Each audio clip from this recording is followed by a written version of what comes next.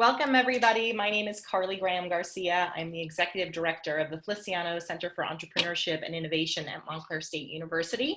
We are lucky today in our latest segment of weekly Women Entrepreneurship to be sitting with Lia Winograd, the co-founder and COO of Pepper, which Pepper, in your own words, is an unapologetic brand specifically for women with small boobs, starting with bras. Pepper Body Inc., I believe, is what your signature says in some of the groups that I've joined. Lia, welcome, and thanks for making time to be with us today. Thank you so much. So all of us have a few questions. For those of you listening, Lia and I share an alma mater, not the Feliciano School of Business, but NYU Stern in New York City. And she began this company when she was an MBA student at Stern. And I guess I'm just curious, what problem were you trying to solve? You have a co-founder, Jacqueline Fu, you joined up with her when you began to think about, this marketplace and what you guys could do. I mean, what's the problem and what's your solution to it with Pepper? Yeah, so the problem we're primarily trying to solve for is fit. So bras don't fit women who are smaller. And this came out of a personal experience that Jacqueline, my co-founder, was experiencing, and she was describing to me, where, she would walk into a company like Victoria's Secret, and the first thing that the sales associate does is throw a push-up bra at your face, or they want you to be 2 sizes bigger. And in these bras, when you try them on, women tend to get an awkward bra gap where you can't fill the cups of these bras, and it's because of how they are made. So they have a lot of depth. They're made with the wrong materials. The underwires aren't really shaped to optimize this body shape. So we primarily wanted to solve for fit, and we started creating a design that would better fit this audience. And then when we launched the product on Kickstarter, we got so many women who were sharing a lot of emotional stories about them growing up feeling like they weren't enough, being called insults like you're flat as a pancake or you have a boy body. And so the problem became not only about addressing fit in the bra design, but also about creating community and creating a brand that fought against these stereotypes. Yeah, so you just touched on a lot of the things I wanted to dig deeper into. You mentioned Kickstarter. I want to get to funding. You mentioned the community that you've created, the small squad, which I think is tremendous, and you're on a variety of platforms. So I am the proud new owner of the All You Bra and also the Limitless styles that you have. And I guess I'm just curious, you mentioned Victoria's Secret. The women's lingerie and women's underwear market clearly has a couple of key sort of dominating players. And so is the customer that you're targeting women who are sort of equally frustrated with fit that might now shop at Victoria's Secret, or are they ones that are looking for community and maybe are sort of looking more towards startups and new types of apparel? I mean, how do you kind of define your customer? Yeah, I mean, I think our customer is tired of wearing bras that don't fit them. It's typically women who are sent to the teens department at stores, and so they don't want products that make them look young or have little pink bows on them or make them feel like they're teenagers. They want a modern brand, fun millennial kind of like brand that they can relate to, that values things that are aligned with what they value, so that they have ethical supply chains, and they're doing good with their brand and their company in general. So I would say that it's women who are tired of that situation, and when they find us, they have this feeling of, oh my gosh, finally there's something that fits me, and finally I meet this brand that is doing things specifically for me. Yeah, that's great. And actually a note that I got when I became a customer of yours from Jacqueline had a really great line that said, it's not your body that needs to change, but it's the industry. And I really liked that as a message, and certainly as a sort of, more than a tagline, but as a tagline for your company. Right. So Before we get to funding, before we get to building sort of this global community that you've started to build, tell us a little bit, if you will, about you. You're a former management consulting person. You have a lot of expertise in, operations and manufacturing and financial planning.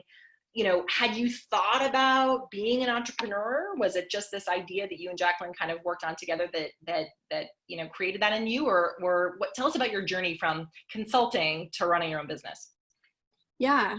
So I grew up in Colombia, and my dad's side of the family is Jewish, and my grandparents on my father's side escaped the Holocaust, and they came to Colombia on a boat. They didn't have anything when they arrived.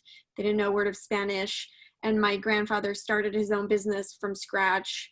And I was always really inspired by his story. And because of him, a lot of my, my dad is very entrepreneurial as well. So I grew up in a family of entrepreneurs. And so I was always encouraged and wanted to start my own business. I went to Tufts for undergrad, and then I got an offer to join McKinsey as a management consultant. And then they gave me the option to have a start date that would start immediately, or I could start a little bit later. So I pushed my start date about 6 months, and I went to Brazil, and I wanted to learn Portuguese, and I wanted to travel a little bit and do something crazy, do something fun. And then I got in touch with a startup accelerator, and I worked there for 6 months. And it was there when I became really passionate about startups. Ultimately, decided to go back to consulting and do the 2-year kind of like fellowship before you do the MBA. And then I wasn't ready to do my MBA yet, so I wanted to get more exposure to startups. So I moved to New York, and I joined a technology startup. That's where I met Jacqueline, my co-founder, and started Pepper at the same time as I was applying to MBA programs. I kind of wanted to figure out that next step in my career. And when we launched Kickstarter and the Kickstarter was successful, I immediately got accepted into MBA programs, and I figured I would go to Stern because it was in New York, and I wanted to grow Pepper in New York. So I figured I'd use the program to grow the company. Wow, that's tremendous. So bring us back to that accelerator experience, because that sounds really powerful. And, I'm sitting in an entrepreneurship center of a major state university right outside New York City. And so I love that you decided to build this business in New York. What did that accelerator provide you with that was really invaluable? Because a lot of folks, do talk about sort of the on-campus experience, or when they're a student, when they're in classes, building a business, but you had this preview and kind of embedded yourself in it even before becoming an MBA student. So what did the accelerator do for you? Because maybe we can model it and do more for our students in that space. Yeah, so the accelerator was called 21212. So 21 is the area code of Rio, and 212 is the area code of New York. So the idea was to connect New York investors with Brazilian startups. Great. And so they had cohorts of 10 startups every 6 months, and they gave them financial resources and mentoring resources, design resources. They just really helped them accelerate. And so what the skill that I gained there was to sort of learn how to assess opportunities and learn how to assess the pros and cons of different business models. And it was a very kind of creative role where you got to think about things that didn't exist yet, and so it was really fun. The culture was really, really great, and so I always had that idea of wanting to do something really innovative, and that's why I ultimately decided to take the plunge and do my own thing. Yeah, that's great. Now, Colombia, it's interesting. So the university that I am at, our winning team last year in the school's pitch competition is also Colombian. And her product, as I mentioned to you, leverages an herb that is prolific in Central and South America called Colombia. And so when I noticed that you had this Colombian connection and are still doing production in your native Colombia, correct, for Pepper? Or did you start there and have you grown? Tell us a little bit, like, how did you choose Colombia as a space, as a place to actually, put your product, assemble your product and design and build it? Yeah.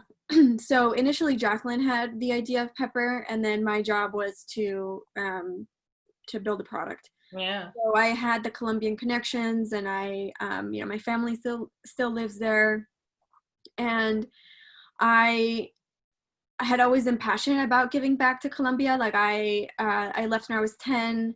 I lived in the States. I lived in various parts of the world, but I always wanted to connect back to my roots.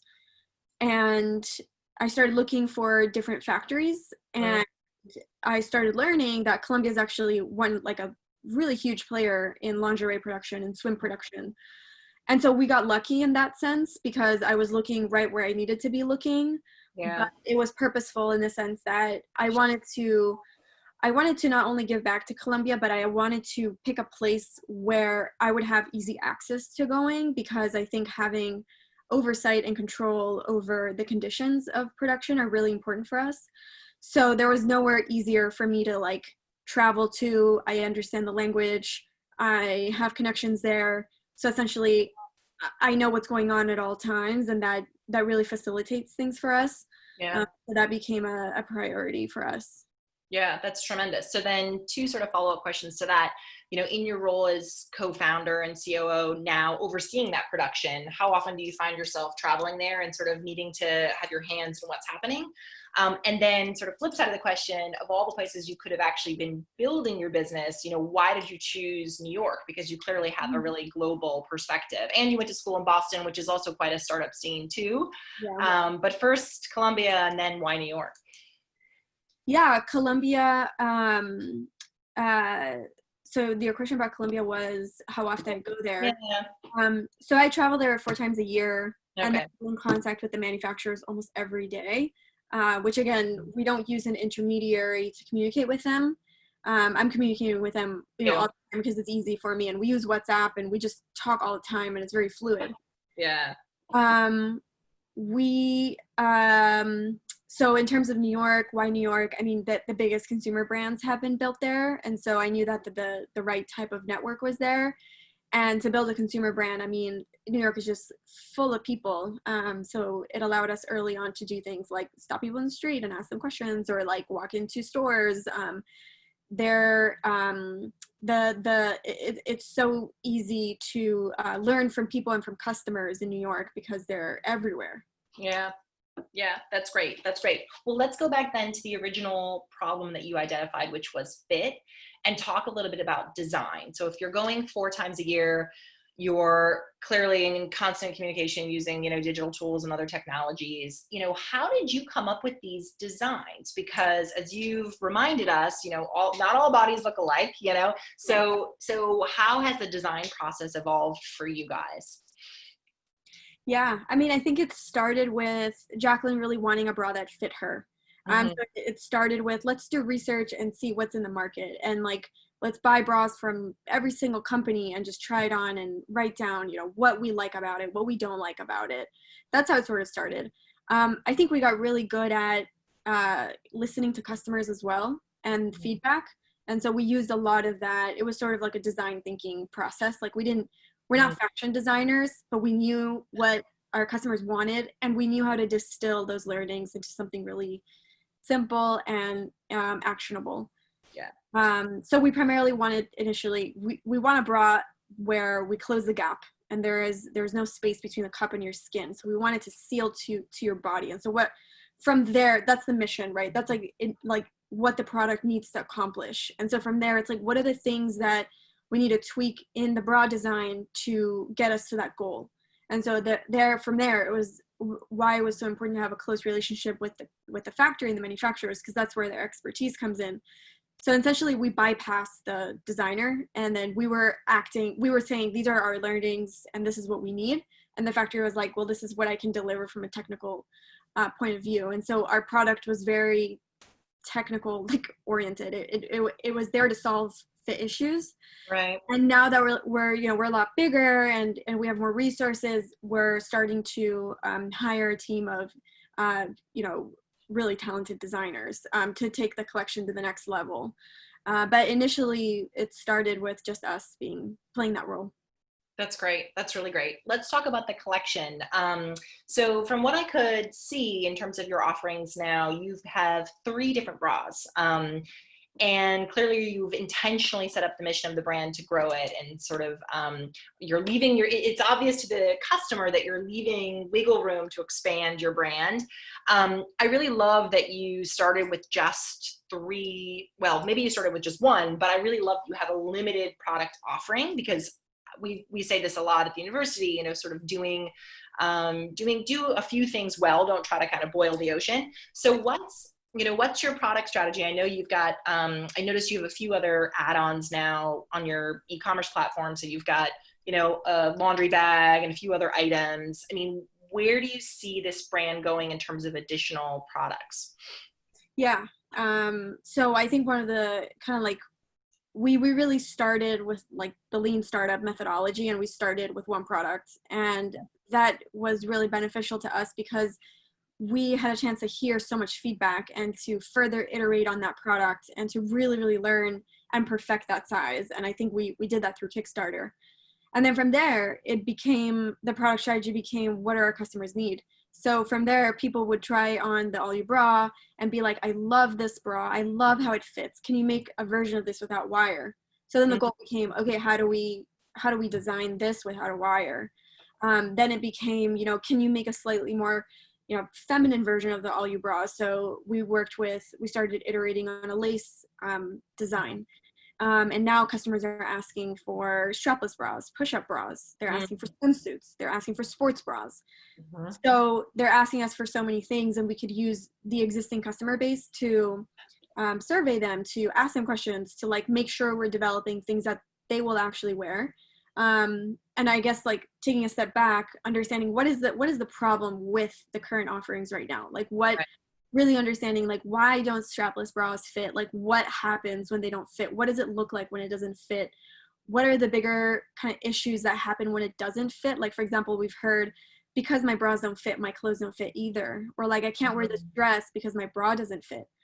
And so it allows us to really take a like customer first approach to the design process, rather than saying, hey, here's like our entire collection, and then just being super overwhelmed with all of the options and not really being really good at one specific thing. Right. Yeah. No, that's a great answer.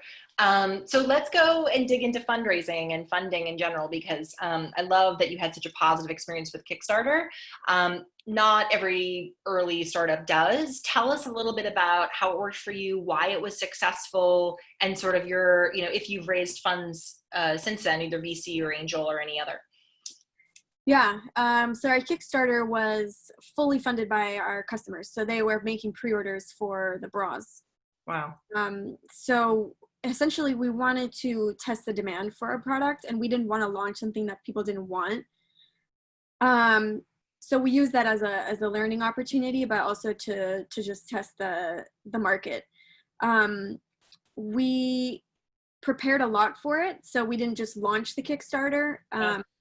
The first aspect was thinking about what the product would look like in the initial samples.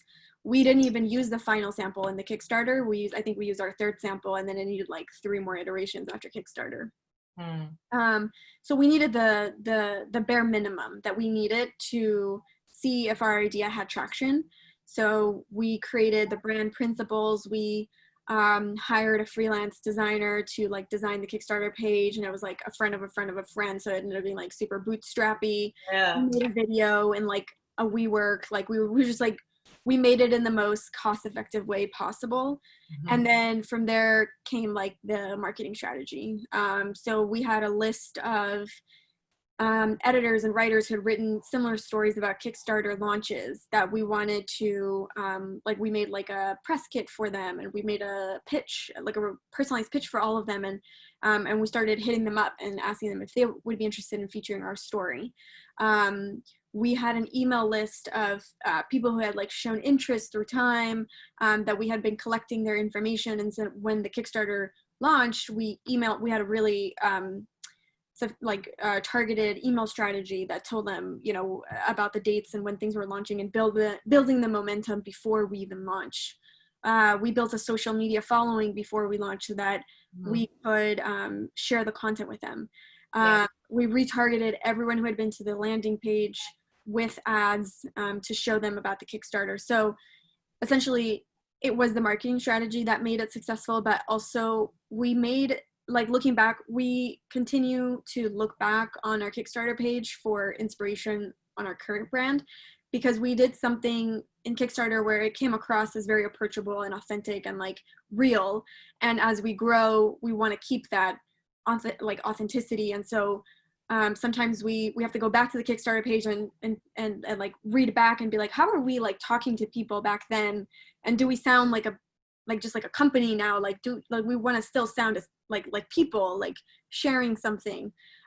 So it is our foundation for our brand, and we go back on it, and it is where we were born, and that if without it, we wouldn't exist. Yeah, that's great. I mean, the thought of going back and actually referring back to it in this moment as you've sort of had this success and continue to have success, just that, I mean, if you're willing to share, how much did you actually raise on Kickstarter during that initial round that let you sort of have the seed funding to move this business forward? Yeah, so our goal was to raise $10,000, and we used the $10,000 to pay the production order for like the minimum production order. Yep. And we made that goal in the first 10 hours of the campaign. So we launched it, made the goal, and the campaign lasted 13 days. So we made 470% above our initial goal on the Kickstarter page. And then once it ended, we continued to get a ton of traffic to the page. So we sent them to the landing page and sold pre-orders on the website. So we ended up like, people made pre-orders worth, we had $100,000 worth of pre-orders from customers. And we used that to make the first production order. And then we also used that to kickstart the brand and the website and invest in some marketing. That's tremendous. Oh my gosh. Wow. I'm watching our time because we have about 5 minutes left, and I want to make sure we talk about community building, because that's something that you guys have done really well and are continuing to do. But that is tremendous. And I think a lot of, brands can't say that they've done that. How long ago was that first initial Kickstarter from right now? When did you actually launch it? We launched it in 2017, and then we launched the company in 2018. In 2018. That's tremendous. Okay, so quickly, just 2 more questions on our end, actually 3. The small squad. So talk a little bit about creating this community. I mean, clearly people identify with your brand. You have loyal customers. They're eager for more. You mentioned before wanting swimsuits, strapless bras. How are you growing that? How do you sort of remain true to the authenticity of the brand and kind of what your original vision was with the small squad? Yeah, the small squad started, I guess, after Kickstarter. So people weren't just buying the bra. They were, as I mentioned, they were emailing us. They were emailing us like memoirs. They were emailing us really long stories about what this meant to them and what it feels like to see, women on the media being portrayed a certain way. What it feels like to be teased by your boyfriend for, not being big enough. And so we sort of became their therapists, and we were just, it made us so much more passionate about what we were doing because we were solving such a bigger problem than just fit. Yeah. And so from there, we met with a lot of these Kickstarter customers, and we listened to their stories and we built relationships with them. And then I think pretty organically, we created a Facebook group. It was a private Facebook group where the engagement started picking up about things like, I've always felt this way, or has anyone else felt this way? We had a lot of customers who had gotten breast implants removed, and they didn't know how to deal with that, and they didn't know how to love their bodies again. And so these topics started surfacing, in the group. And so we realized there's such a strong community that we're building, already just by bringing these women together and for them to know that they're not the only ones sort of going through this.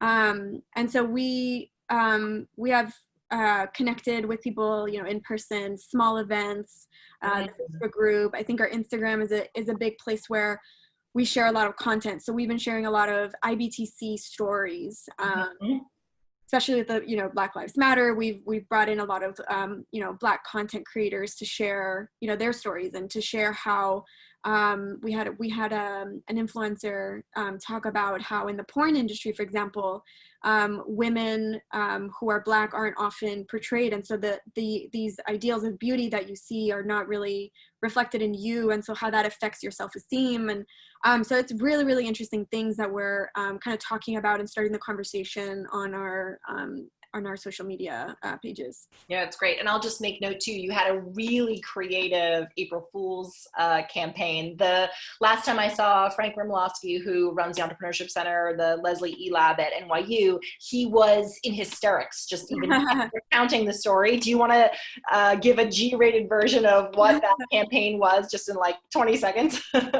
Yeah, I mean, we've done a lot of fun, creative things with the brand. I think even a better example, a lot of women get called, flat as a pancake when they're growing up. And so there's a holiday called National Pancake Day. And so we rebranded as National Flat Chest Day. And every time someone made an order on that day, we Venmoed them $4.65, which is what it costs to get a stack of pancakes at IHOP. That's amazing. And so it was sort of like flipping these insults on their heads and trying to say, no one's flat as a pancake. Like, pancakes are delicious. Like, you shouldn't feel bad about kind of hearing that. And so it's about turning these, doing unexpected things that turn these things on their head and kind of eliminate these stereotypes that we feel are unacceptable. Yeah, that's great. That's great. Last question for Lia. So your company mission at the very sort of one of the last lines is starting with bras. So I'm curious what your vision is next for the brand. We talked a little bit about sort of the product evolution, where you hope additional products will come from. But you've got this e-commerce platform right now. Do you anticipate that you'll have any sort of retail presence? Are you looking to be acquired? Do you not think about that? Do you just sort of stay true to your passion, grow the community, and see what happens? What's the future of your brand? What's next? Yeah, I mean, right now we're just so excited to be growing at this rate. And I think there's so much work we have to do. As I mentioned, we're just starting with bras, but there's so many tangential kind of categories that we see in our future, whether it's swimsuits, whether it's dresses, whether it's apparel, whether, it's just, we see a huge opportunity for this category. And I think similar to how you now go on the Forever 21 website and you see a category for plus size, or you see these kind of niche categories that are serving real needs. We see the same thing happening for the women that we're serving. And so that is our vision, and we hope to create that type of change in the industry. And we're already starting to kind of see that happening already, which is really exciting. But that's our vision, and I think there's a lot to do and a lot to build and a lot of storytelling to do, and just building this brand that can help like a huge community feel more confident and better about themselves. Absolutely. Lia Winograd, co-founder and COO of Pepper, bra company for now, but bigger and bolder things to come. Remind folks where they can find you. Wearpepper.com, but anywhere else? Wearpepper.com. It's WERPEPPER.com. Great. Lia, thanks so much for being with us. Best of luck, and we'll see you soon. Thank you so much. Bye. Bye.